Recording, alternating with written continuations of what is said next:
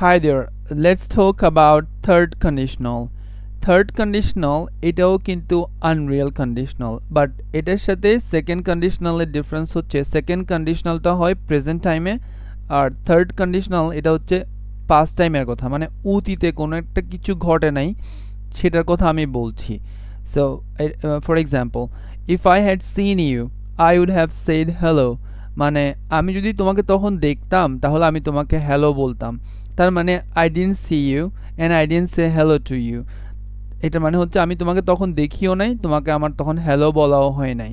So এই Unreal কথাটা আমরা অতীতকালের কথা বলছি, and that's why it's called third conditional or unreal conditional in past. এটার স্ট্রাকচার হচ্ছে if plus past perfect tense comma then subject plus would have plus past participle form of the verb. So I hope you clearly understand this third conditional or unreal conditional in past. Thank you very much for watching and happy learning.